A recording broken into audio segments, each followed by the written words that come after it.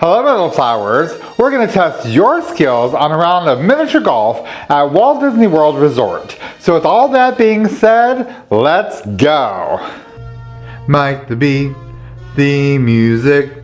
So we had some friends in town a while back, and they come down about once a year to do kind of like a little mini golf tournament, if you will, and they always pick a different course. So this time they decided to visit the Fantasia Gardens miniature golf course located over in the Epcot resort area of Walt Disney World. Now the golf course is located actually right next to the Swan and Dolphin Resort. More specifically, it's actually right in the same parking lot as the Swan Reserve, which is the newest addition to the Swan and Dolphin Resort. So we haven't been there in quite some time, so there is a bit of a challenge getting into the actual parking lot. So you do actually drive into what looks like the Swan Reserve parking lot, which it is. There's a gate, you get a little ticket, and you drive through and you park over by the miniature golf course parking. And then you keep your ticket because you're going to get that validated at the golf course. That way you don't have to pay for parking. So this golf course does have two sides. The one side is like a miniature version of a regular golf course, but the side we're going to do is what I consider standard miniature golf, with all the hills and the kind of things to navigate through, things turning and all that fun stuff. So this golf course is modeled after the original 1940 movie Fantasia. Disney settled on the film's concept in 1938 as work neared completion on The Sorcerer's Apprentice, originally an elaborate silly symphony cartoon designed as a comeback role for Mickey Mouse, who had declined in popularity. As production costs surpassed what the short could earn, Disney decided to include it in a feature-length film of multiple segments set to classical pieces with Stokowski and Taylor as collaborators. The soundtrack was recorded using multiple audio channels and reproduced with Fantasound, a pioneering sound system developed by Disney and RCA that made Fantasia the first commercial film shown in stereo and a precursor to surround sound. So as you travel the course, if you've seen the 1940 Fantasia, you'll recognize so many things as you get through each of the different holes. We're going to start with the very beginning of the film with the Toccata and Fugue in D minor by Johann Sebastian Bach. As you go to each hole, there is actually a kind of music book that is on a stand, and it does give you a little bit of a hint as to what you're supposed to do for each hole, what the challenge is. So if you read these before you do the actual hole, you might have an advantage over your other competitors. So hole number 1 says, our musical game had just begun, and here comes trouble for everyone. Up to the top the ball must run for any hope of a hole in one. So these were kind of challenging. This whole course seemed to be a little bit more challenging than expected. There are a lot of like big hills. So, I mean, even though it was all fun and games, it was actually quite a challenge getting through this course. So on to the next hole. So hole number 2 says, the notes upon the staff you see might seem quite lovely musically, but now as you begin to play, you'll see them might get in your way. And they sure did. So hole number 3, before our little fugue concludes, the music swells and changes mood. Avoid the rest and you will hear chimes are ringing sweet and clear. And this of course is another like fun aspect of this miniature golf course, because this was actually like bell chimes, and then as it went down the stairs, it was like different sounds that your ball could hit and make different musical just kind of notes or whatever. So it's just a little fun little interactive portion encountering here so early into the course. So now we are moving on to the Nutcracker Suite by Piotr Lerchvaldsky. I'm going to butcher these names. I'm just going to say that right now. I'm going to butcher all these names. So hole number 4 starts with spring is here and just beyond, blossoms float upon the pond. The open bud should be your goal, its dainty petals surround the hole. Now this part, I did see Fantasia. It's been a hot minute, but I have seen the movie. And so the Nutcracker Suite, of course, you know it from the Christmas classic, The Nutcracker.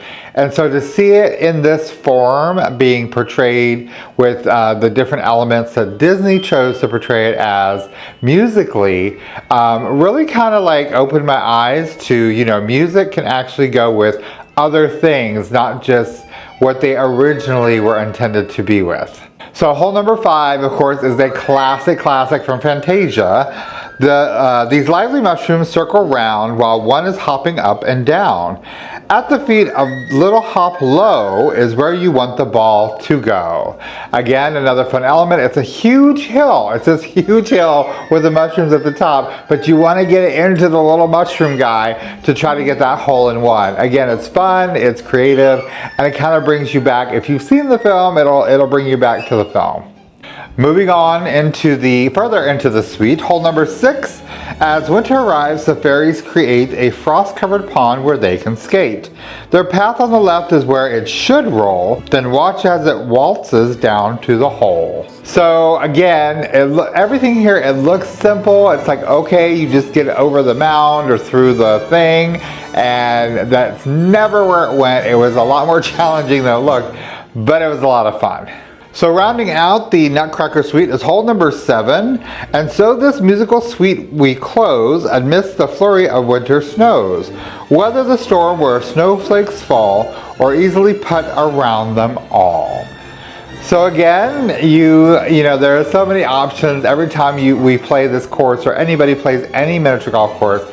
There, of course, is always what looks to be a direct path, but sometimes it's easier to take the path uncharted. So going across into the mountain is where the kind of story gets a little bit off from the movie. Next we go into what's the Pastoral Symphony by Ludwig van Beethoven. And then you go into the mountain for hole number 8. Within Mount Olympus, the opus unfolds and what mythological creatures it holds. When putting the ball, be careful to go straight through the pillars to the caverns below. Now, again, it looks like a straight path, but you know, sometimes it's easier to do one thing or the other. This is also where they kind of plug in Chernobog from Night on Bald Mountain by Modest Muscorgi. So it does get a little out of order from the actual movie, but again, it's all about just kind of bringing you back to the movie with, you know, the things people remember the most to kind of give you that little, like, you know, recall. So hole number 9, the impish fawn loves to tease as he plays his pipe with ease. So if you can putt straight and true, perhaps he'll play a tune for you. Now, I thought I got the recording of the tune that he played, but I did not. And I can almost remember him spraying water, but if it did happen, it wasn't working, but it didn't happen, so I don't remember if it actually did or not. So rounding out this little section is hole number 10. In all of the land, there is no one more raucous than the fellow here, the infamous Bacchus. He poured you a path, you simply putt up, hit it just right, it spills to the cup. Now, like I was saying, this course is full of these huge hills, and we just had the biggest problem with them the whole time. We had fun, don't get me wrong, it was always fun, I love miniature golf, but these hills were just kind of out of control for us during this whole little tournament thing, but we made it through it. So the next section is Dance of the Hours by Amilcar Ponchielli. This is one of the more popular parts of this movie. It's been used in so many different things, in other clips and parades and just different things. So I think this is where most people are going to recognize a lot more stuff from Fantasia itself, even if they've never seen the movie. So hole number 11. You will notice in a glance these graceful ladies love to dance. This bird ballet is lovely, but they may distract you as you putt. Hole number 12. And here the dance grows even greater. Enter now Ben Alligator. With hippo high he strains beneath. Now simply putt between his teeth. Now this kind of was funny to me because if you got it into the alligator's mouth, it came out of his like broken tail. And again, I had my partner putt the ball or get it in there to film the ball coming out, but I don't know what happened because I don't have that clip. I just thought it was funny, it's cute, and again, it's a great recall to the movie. Hole number 13. After they dance their amusing duet, Hyacinth Hippo will now pirouette. Carefully watch as she springs here for you. Time it just right and the ball will go through. Another fun element, you know, she's up there, she's dancing, she's spinning around, and you've got to get it right or your ball is not going to go where you want it to, and you're going to have to hit it more than once. Hole number 14. Twilight brings a mood of romance, the perfect time for an elephant dance. So while she strikes this beautiful pose, aim for the path beneath her toes. Once again, it looks so simple, it looks so easy, it's a straight shot. But is it really? I mean, it was, you know, let's just keep going. Okay, so rounding out this section, hole number 15. Before we can finish this silly ballet, this fanciful fountain is ready to spray. So keep an eye out for each little jet. They're hopping and hoping to get the ball wet. Now, unfortunately, this feature was not working when we were there, but what's supposed to happen is a little kind of like square diamond part in the middle. It's actually like a wooden grate, and as your ball goes over it, there's a sensor, and then these sprays kind of come up, and they're supposed to basically knock your ball around to keep you from going straight through and getting that hole in one. So we're going to double back, and we're going to go on to The Sorcerer's Apprentice by Paul Dukas. Now, this portion is, I want to say, is beyond the most famous portion of this movie, and a lot of people have no idea that it comes to this movie. So Sorcerer Mickey, you can meet him at Disney's Hollywood Studios. He makes an appearance during Fantasmic. He's a very well-known character of Mickey Mouse. And there's just so many people that have no idea where he comes from. Well, this is where he comes from. It's the 1940 Fantasia. And like I said in the very beginning, he was supposed to be a silly symphony. He wasn't supposed to be part of a full-length motion picture, but he was too expensive and too long to be a silly symphony. So he made his way into this film, you know, just because he was too expensive and too long. But yeah, so this is where Sorcerer Mickey actually comes from, is The Sorcerer's Apprentice. So hole number 16, Mickey's in trouble for casting a spell meant to assist him in filling the well. Now armies of brooms with the water supply are ready to douse anything that goes by. This is a really fun hole because you can, you get your ball kind of around the curve to the other side, and there's a walking path that goes underneath the brooms with their buckets.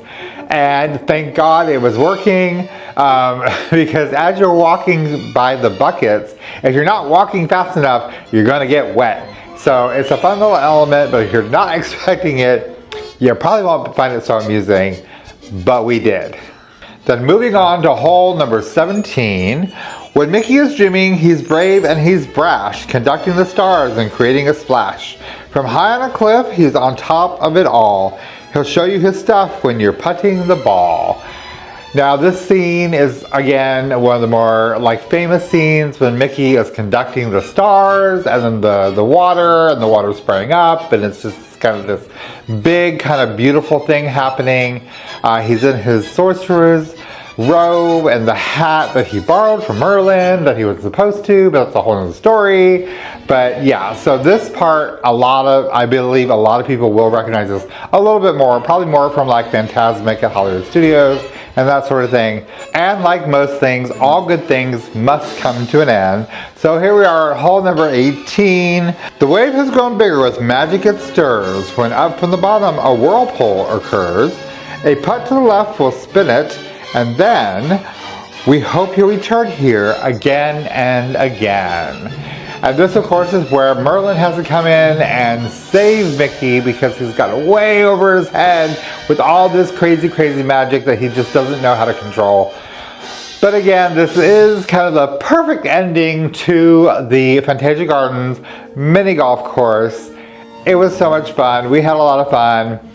Like I said, it was like a little mini tournament we did. I did not win this year. Last year I did tie, but this year I did not win. I can't remember what place I came in. But it's always a lot of fun just to get together and go do this for like an afternoon. It takes up a little bit of time, you know, and it's friendly competition. So if you've ever been to Fantasia Gardens, a mini golf course, or have tried the other side, the other course, which is a little bit more like a miniature regular golf course, let me know in the comments. Otherwise, thank you so much for following along these little adventures of mine. And as always, I am Mike the Bee. You never know I'm going to be. I'm just going to be. You be too. I'll see you guys later. Bye!